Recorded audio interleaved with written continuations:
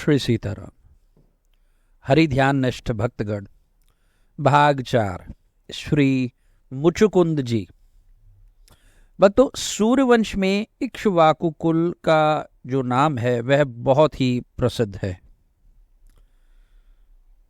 इस इक्ष्वाकु कुल में साक्षात परब्रह्म परमात्मा भगवान श्री राम के रूप में अवतीर्ण हुए।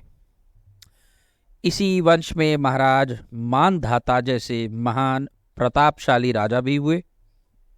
ऐसे ही महाराज मुचुकुंद उन्हीं मानधाता के पुत्र थे। ये संपूर्ण पृथ्वी के एक छत्र सम्राट थे। बल पराक्रम में ये इतने बड़े चढ़े थे कि पृथ्वी के राजाओं की तो बात ही क्या, देवराज इंद्र भी इनकी सहायता के लिए लालायित रहते थे। भक्तों, वाकई में आप मनुष्य रूप की महिमा जानेंगे, मनुष्य जन्म की महिमा जानेंगे कि देवता लोग भी सहायता पाने के लिए, वो भी इंद्र जैसे देवता लोग जो कि देवताओं के भी राजा हैं, वो भी सहायता पाने के लिए मानधाता के पुत्र मुचुकुंद जी की सहायता लेना चाहते थे।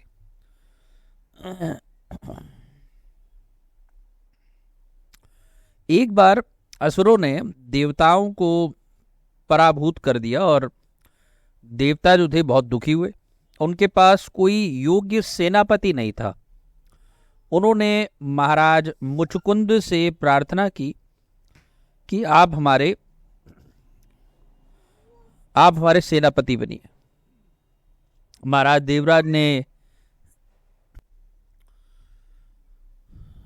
महाराज ने देवराज की प्रार्थना स्वीकार की और बहुत समय तक देवताओं की रक्षा के लिए वो असुरों से लड़ते रहे। बहुत काल के पश्चात देवताओं को और शिवजी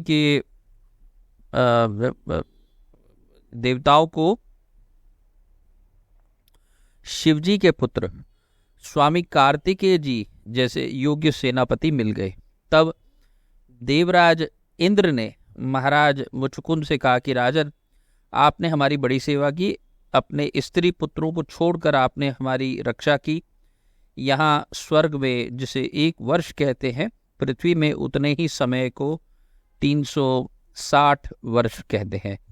आप हजारों वर्षों से यहाँ हैं और अब आपकी राजधानी का कहीं भी पता नहीं है। आपके परिवार वाले भी सब काल के गाल में चले गए।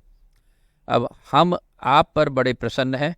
मोक्ष को छोड़कर आप कुछ भी वरदान मांगना चाहे तो मांग ले, क्योंकि मोक्ष देना हमारी शक्ति के बाहर की बात है।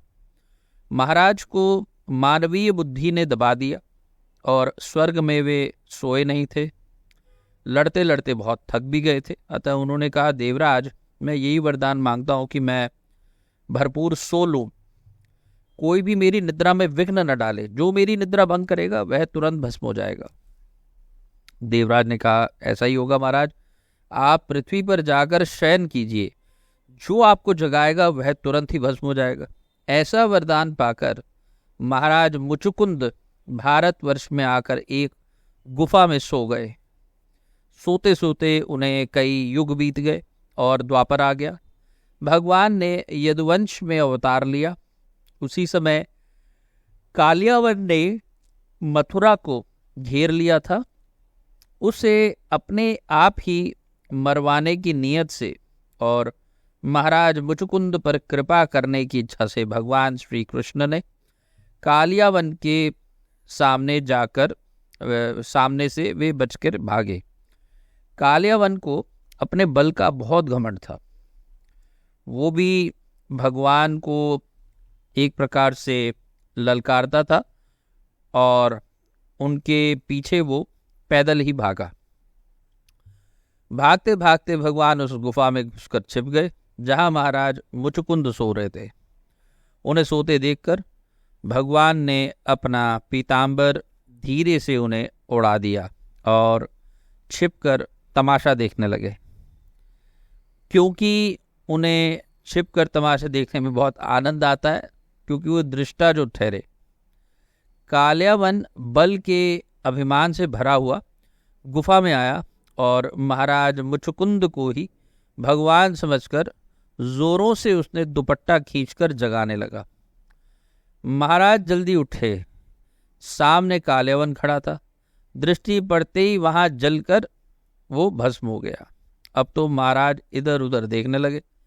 भगवान के तेज से संपूर्ण गुफा जगमगा रही थी। उन्होंने नव जलधर श्याम पीत कौशेय वासा वनमाली को सामने मंद मंद मुस्कुराते हुए देखा। देखते ही वे अवाक रह गए। अपना परिचय दिया, प्रभु का परिचय पूछा। गर्गाचार्य के वचन स्मरण हुआ है कि ये साक्षात परब्रह्म परमात्मा है। ऐसा समझकर वे भगवान को के चरणों पर लोटपोट हो गए। भगवान ने उन्हें उठाया, छाती से चिपटाया और भांति भांति के वरों का प्रलोभन दिया। किंतु वे संसारिक पदार्थों की जो निस्सारता है उसको समझ चुके थे। अतः उन्होंने कोई भी सांसारिक वर नहीं मांगा। उन्होंने यही कहा कि प्रभु, मुझे देना हो तो अपनी भक्ति दीजिए, जिससे मैं सच्ची लगन के साथ भली भांति आपकी उपासना कर सकूं, मैं श्री चरणों की भली भांति भक्ति कर सकूं। ऐसा वरदान दीजिए। प्रभु तो मुक्तिदाता हैं, उनका नाम ही मुकुंद है।